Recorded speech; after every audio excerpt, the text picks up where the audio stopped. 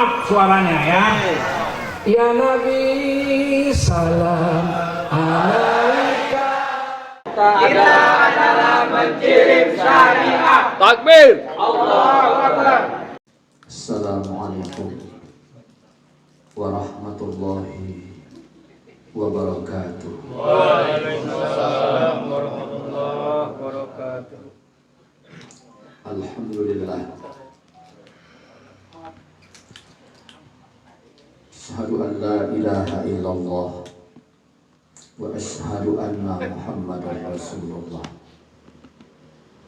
Allahumma shalli ala Sayyidina wa maulana Muhammadin wa ala alihi wa sahbihi wa sallim. Bersyukur kita kepada Allah atas segenap limpahan rahmatnya, nikmatnya maupun amanahnya. Berselawatlah kita kepada baginda Nabi kita Muhammad sallallahu alaihi wasallam. Allahumma shalli wa sallim wa barik. Kita mohonkan kepada Allah selawat yang kita bacakan kiranya disampaikan Allah kepada beliau. Kita berdoa kepada Allah semoga di akhirat kelak kita mendapatkan syafaatnya. Amin. Ya Rabbal Alamin. Kita berdoa kepada Allah semoga Allah membukakan hati kita, Allah berikan kita taufik dan hidayahnya, Allah tetapkan kita pada jalannya. Kita mulai kaji kita dengan bacakan Ummul Quran Al-Fatihah. A'udzubillahi minasyaitonirrajim. Bismillahirrahmanirrahim. Alhamdulillahirabbil alamin. Arrahmanirrahim. Maliki yaumiddin. Iyyaka na'budu wa iyyaka nasta'in. Ihdinas siratal mustaqim. Shiratal ladzina an'amta 'alaihim ghairil maghdubi 'alaihim waladdallin. Amin. Bismillahirrahmanirrahim. Halal ya, bil halal. Kita tukar mukmin bil mukmin. Nah, kita tambah lagi salam bil maaf. Itulah itu. Halal bil halal, mukmin ketemu mukmin, salam dengan kemaafan. Itulah. Berarti ada musafahah. Bertemu dua telapak tangan mukmin. Bertemu dua telapak tangan orang mukmin. Kemudian saling memaafkan. Begitu berpisah, tangan ini mau berpisah, dosanya gugur. Gugur. Dosa yang mana? Dosa yang gak pala lengket-lengket kali. Karena dosa yang lengket-lengket kali payah. Saya utang sekrit di Kedewa Udin. Lebaran saya salam bil maaf. Ya kan? Lunas nggak itu? 5 kali? Enggak. Tidak. Sesuatu yang disembunyikan tidak bisa diwakilkan dalam bahasa umum. Sesuatu yang disembunyi tidak bisa diwakilkan dalam bahasa umum.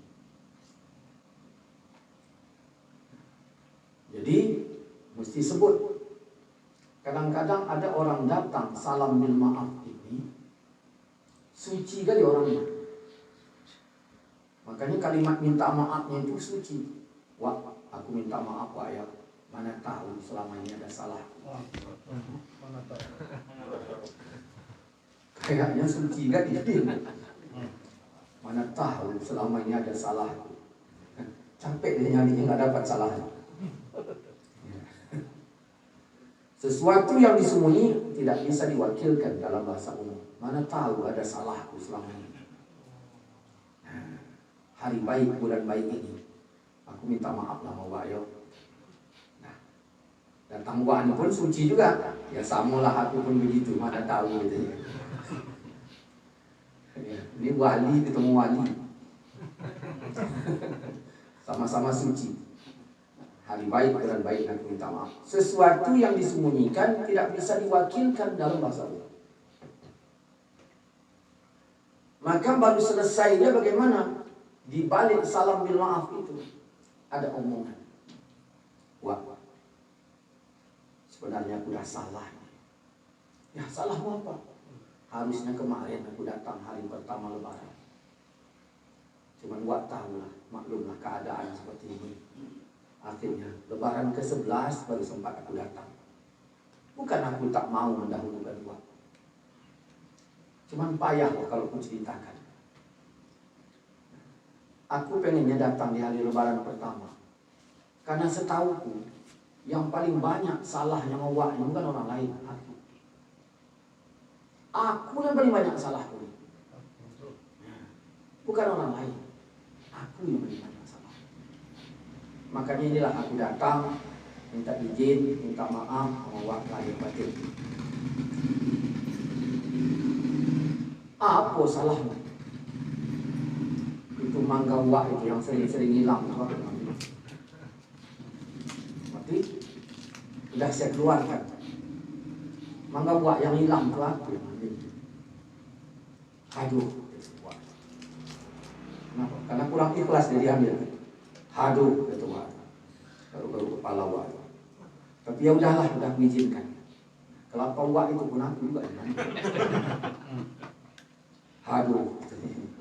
Ya udahlah, aku maafkan. Apa lagi? Tanya Wak. Ayam.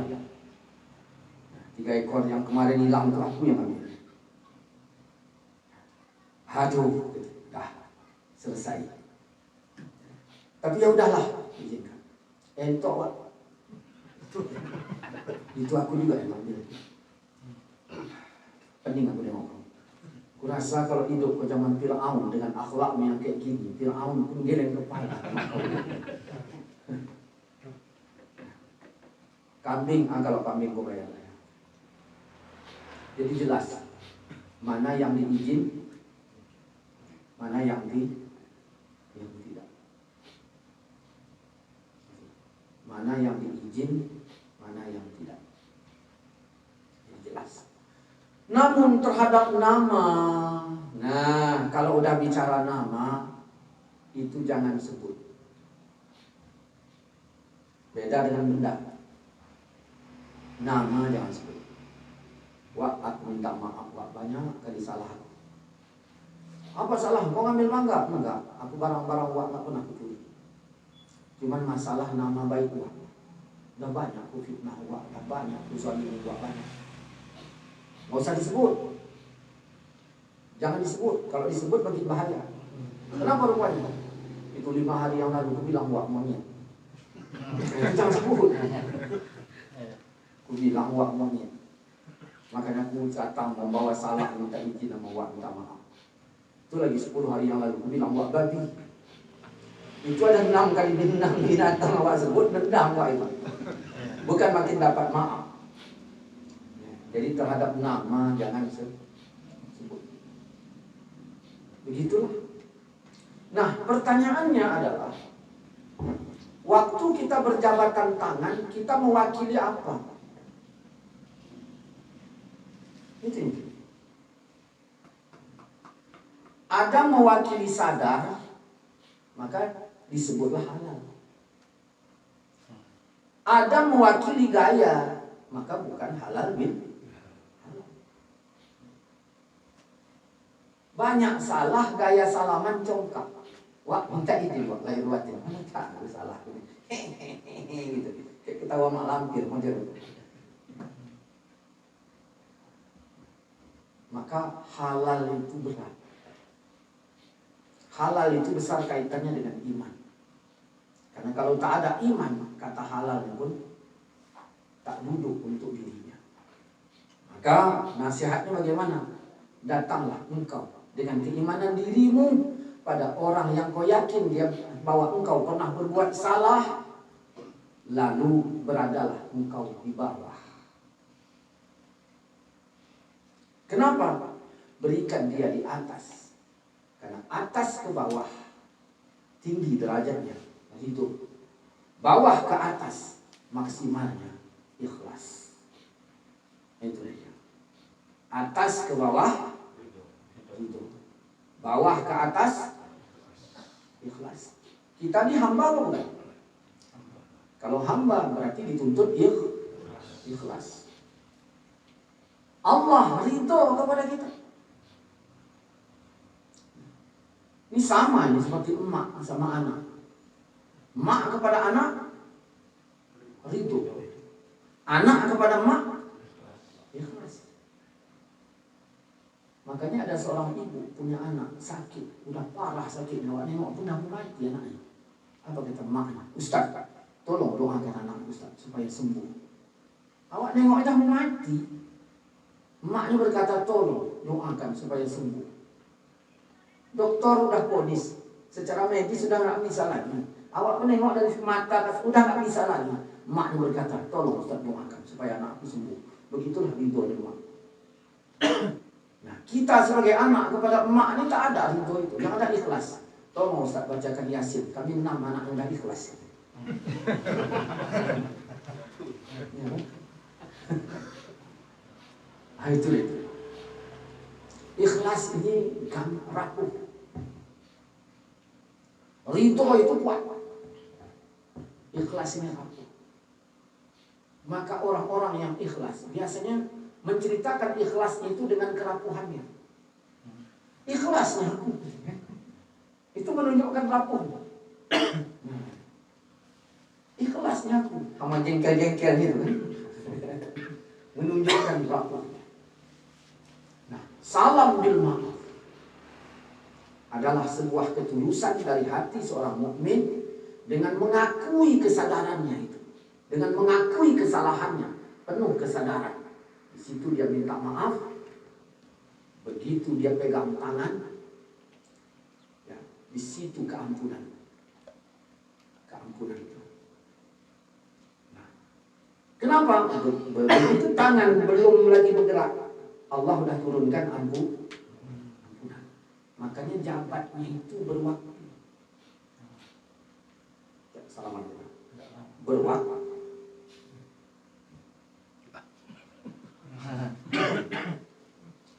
Kayak orang masukkan tangannya ke lubang tanah, pikirnya ular dalam. Berwaktu. Cuman kita tambahin. Sakit tangan waktu.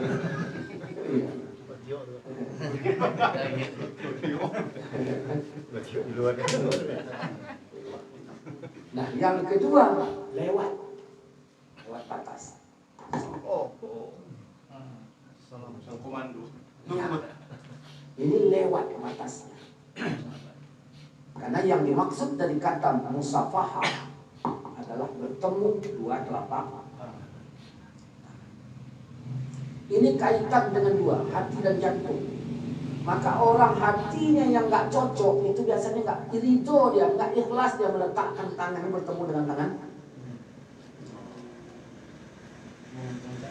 Ya. Makanya orang-orang pun yang penyakit-penyakit yang berkaitan dengan penyakit di sini, tanda di sini nih letaknya.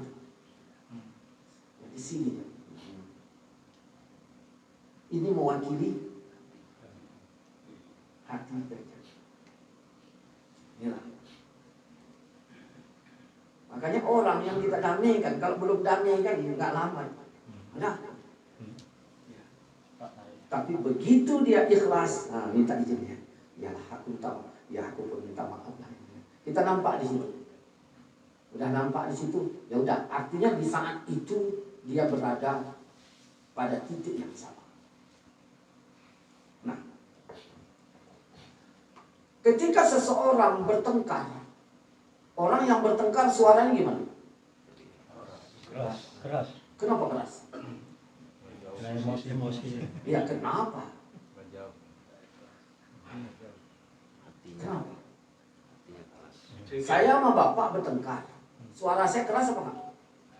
Suara bapak? Kenapa? Karena hati kita sedang berjauh. Orang itu hati. Orang itu hati. Saya hati, bapak hati. Hati kita sedang berjauhan sama dengan kita jauh-jauhan. Lalu orang jauh kalau ngomong gimana? Makanya walaupun matanya dekat gini, ngomong jelas, hei, gitu. Yang ini tadi kan, hei, gitu. Begitu didamaikan, ada nggak suara keras lagi? Karena hatinya sudah dekat. Maka halal bil halal adalah berbicara hati. Awak nelpon gua awak di mana sana? Di Jawa Timur sana gua awak. Wah, macam mana kabar Wak? Baik. Jauh nggak Wak? Jauh. Gimana kabarnya? Baik. Baik, alhamdulillah. Ya begitulah Wak. Datang Sulaiman anak Wak itu, kawan Wak berantem. Mana Habib? Kita anak Wak. Mana Habib? Kau rupanya ya? Saya pun jauh juga hati saya. Oh ini gitu. Kenapa mau Wak tadi saya dekat? Sama anaknya tadi saya. Karena perkara hati. Paling cepat geraknya hati. Tangan ini lama geraknya. Tapi kalau hati cepat geraknya. Maka lambangnya di sini. Maka ketika ini sudah bertemu musafahah, Allah Subhanahu wa taala ampunkan dosanya. Jadi ini itu ada yang diwakilkannya. Kalau nggak ada yang diwakilkannya, nah itu raya pun nggak ada ngaruh, nggak ada ngaruhnya. Nah makanya ya, kita ini salam bil maaf dulu apa Idul Fitri dulu? Idul Fitri dulu. Ya kan rayanya itu kapan? Maghrib itu udah masuk raya. Idul Fitri kembali kepada fitrah. Kenapa dikaitkan halal bil halal dengan Idul Fitri? Karena mana mungkin orang yang tidak fitrah. Fitrah itu apa kata Allah? Fa'aqim wajhaka lid-din. Luruskan wajahmu kepada agama Allah. Tetaplah kalian fitrah sebagaimana lahir kalian dulu fitrah. Kan begitu amanah Al-Quran surat Ar-Rum ayat 30. Luruskan wajahmu kepada Allah, agama Allah, kata Quran. Tetaplah kalian fitrah sebagaimana lahir kalian dulu fitrah. Makanya disebutlah fitrah ini seperti bayi yang dilahirkan. Surat apa itu? Ar-Rum ayat 30. Tetaplah kalian fitrah sebagaimana lahir. Maka kalau ingin mencontoh fitrah, tengok anak. Anak-anak waktu berkelahi itu serius nggak? Serius. Nah, bagaimanapun seriusnya, setengah jam kemudian berkawan apa nggak? Itulah itu fitrah. Ya. Kita bertekak nggak serius sekali, tapi musuh bisa lama. Iya.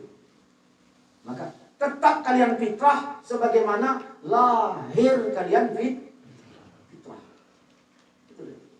Orang bertanya kepada saya, Ustaz, apa ciri-ciri fitrah? Ya kayak anak-anak saja. Kayak anak-anak. Di mana anak-anak? Anak-anak itu jujur. Ngomongnya polos, apa adanya. Mak lapar, kan memang lapar. Kita kadang-kadang kenyang pun basa-basi. Kenyang basa-basi. Awak kenyang, kawan manen rambutan. Wah, cocok juga ini, padahal awak kenyang. Kan? Kenyang aja basa-basi, apalagi lapar. Anak itu apa adanya.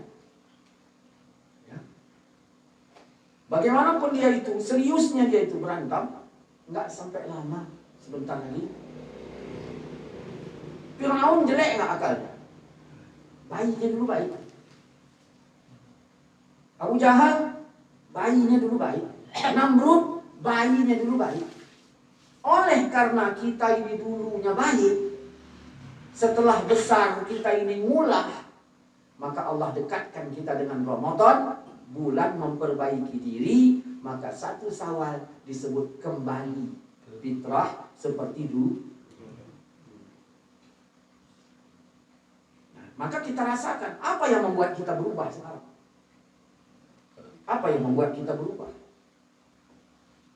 Maka kembalikan lagi seperti yang dulu. Sehingga orang dulu yang gemas tengok kita waktu kita masih kecil, begitu kita datang lebaran, kita udah lajang, udah hebat, apalagi udah tua. Apa kata yang lebih tua lewat? Berubah kawan.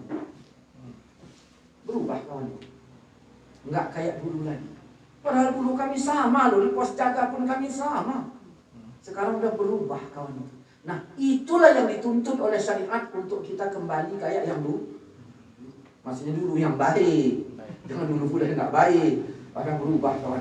Nggak kayak dulu. Dulu kan main togel sama, main judi sama. Sekarang udah nggak lagi, yang bukan yang itu maksudnya. Ini berubah menjadi baik. Nah, itu yang dituntut. Maka disebut aib. Ya. Kenapa? Karena Allah Al-Mu'id. Allah Maha mengembalikan. Maka kita berharap lewat Ramadan Allah kembalikan kita kayak yang dulu. Apa itu yang dulu? Hati kita ini long, ikhlas, apa adanya. Lalu apa yang membuat kita tidak kembali kepada fitrah? Yang membuat kita tidak kembali kepada fitrah adalah derajat, ketinggian. Saya di atas pohon mangga, Udin di bawah pohon mangga. Siapa yang tinggi? Saya. Saya di atas pohon, Udin di bawah. Selama saya di atas, saya melihat Udin itu hanya nampak kepala. Maka saya ukur itu dari sisi kepala tok. Dan saya tidak bisa mengenal si Udin dengan sebaik-baiknya. Udin pun nengok saya hanya kaki. Jadi kami nggak ketemu. Baru bisa ketemu Udin manjat. Atau saya turun. Ada orang gagah.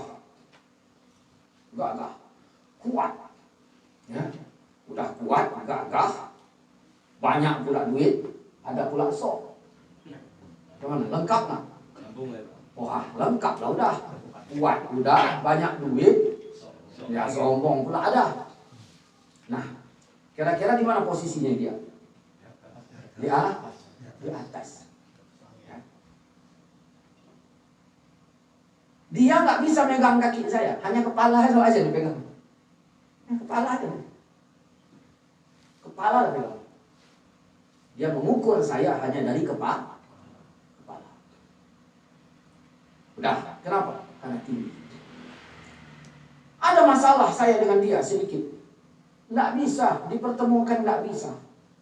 Tiba-tiba si gagah ini tadi hilang gagahnya. Hilang pula kuatnya. Ya, duitnya lagi tak ada lagi duitnya. Tergeletaklah dia di rumah saya. Sakit.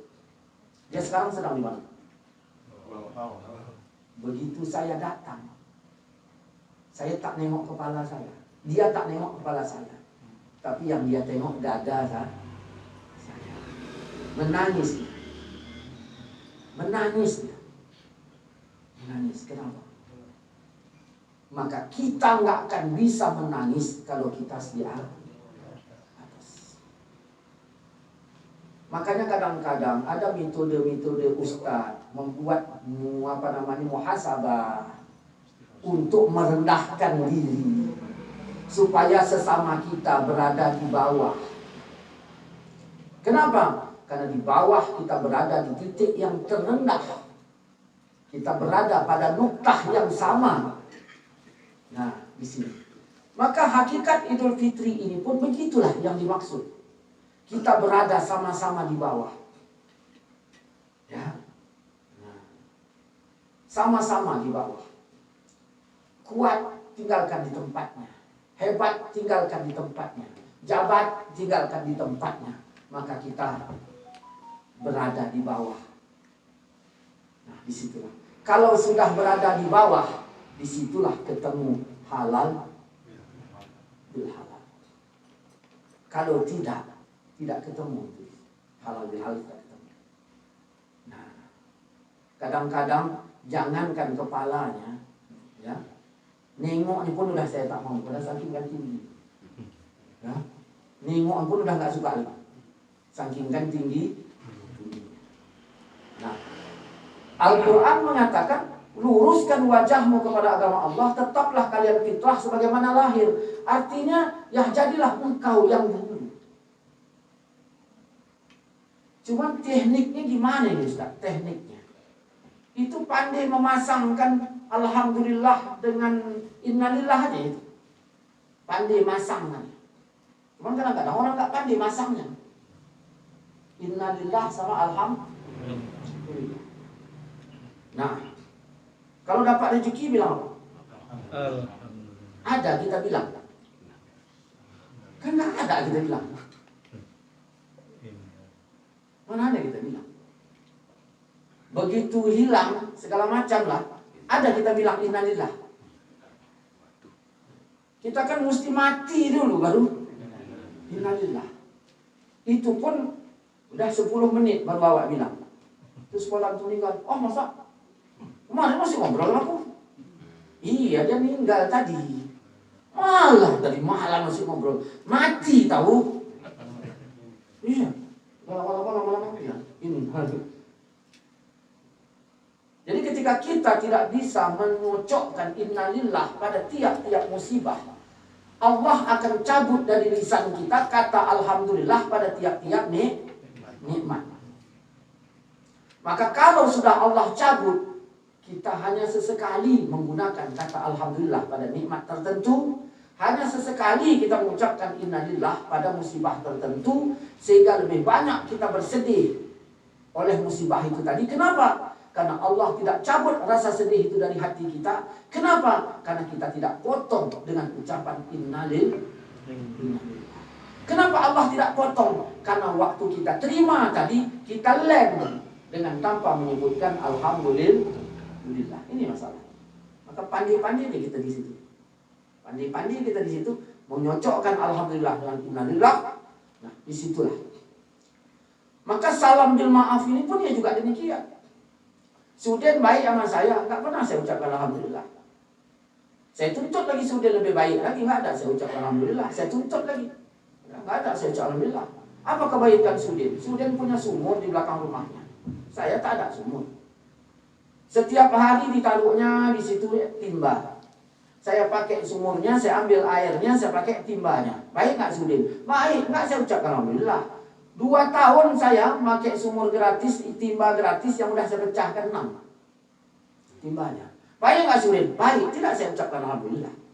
Tiba-tiba besok Sudin pergi, timba udah dipecahkan Sileman, maka tak ada timba lah lagi. Segedor-gedor Sudin tadi nggak jawab, saya anggap Sudin nggak mau ngasih timba. Apa saya bilang? Udin sekarang pel. Itulah kalimat yang keluar dari mulut saya. Udin sekarang pel. Saya akan menuntut kebaikan orang lain. Saya tidak pandang haruskah keluar kebaikan dariku, tidak pandang. Kalau yang seperti ini, tangannya tidak mewakili salam bil maaf. Kalau tidak mewakili salam bil maaf, berarti tidak mewakili halal bil. Kenapa? Karena halal bil halal ini, kalaulah memang cocok dia, surga di tempat. Surga di tempat. Cuman kadang-kadang udah kita setel keian dari awal, memang kita bikin penyakit. Wa udin kawan, wa leman musuh. Ya, siapa musuh? Leman, kawan. Nah, kita salam bil maafnya sama siapa? Harusnya sama siapa? Harusnya mau Pak Leman. Kan itu yang mesti dituntaskan. Bukan mau Wauden tanpa salaman pun kita udah selesai kan. Datang pula itu Pak Wauden pakai acting yang luar biasa. Wah, minta maaf lahir batin, wah banyak kali salah punya anda. Kalau memang betul kau menyelesaikan itu mau ada ya. Memang. Artinya kita pun memang sekarang memang udah kita pilah-pilah. Makanya kalau berbicara salam bil ma'af luas. Orang nanya, Ustaz udah mampu kayak gitu. Aku pun belum, kan gitu masalahnya. Kalau gitu kenapa Ustaz ceramahkan? Mana tahu Bapak lebih hebat kemampuannya dibanding saya. Kelebihan kita ini masing-masing. Ada kelebihan di A saya tak punya, Bapak punya. Ada kelebihan di B, Bapak tak punya, kawan Bapak punya. Sampaikan kepada yang lain. Sehingga siapapun mengamalkan kebaikan ini, kalau sebabnya dari mulut kita mendapatkan pahala yang sama. Itu tujuan kita ceramahkan. Dan sambil menasihati diri bahwa kita jangan hanya pandai untuk orang, tetapi untuk diri kita juga. Kenapa? Kita ini bukan rasul. Kita ini manusia yang punya salah banyak. Mudah-mudahan ya salah yang banyak itu kita kurangi. Kalaupun belum bisa mengurangi, ya jangan kita bikin tambah masalah lagi kan gitu. Nah, maka inilah salam bil ma'af. Nah, maka ketika kita mampu diawali dengan keimanan dan ketulusan, ketika kita bersalam itu bukan hanya topeng, tapi memang betul-betul kita bersalaman, belum pisah lagi tangan ini, Allah turunkan ampunan. Nah, maka kadang-kadang ulama membuat cara. Dah, ayo kita bikin halal bihalal. Dah, karena datang ke rumah itu belum tentu orang ada. Ngumpul di sini, ayolah salam-salaman.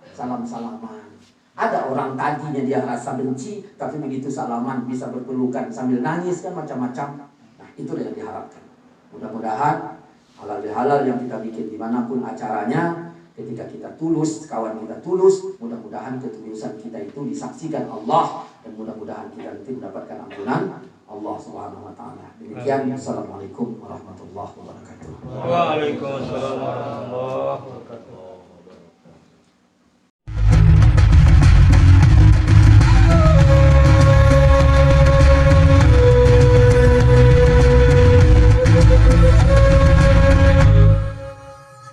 Jangan lupa, supaya channel ini bermanfaat, padamkan warna merah. Klik subscribe, subrek.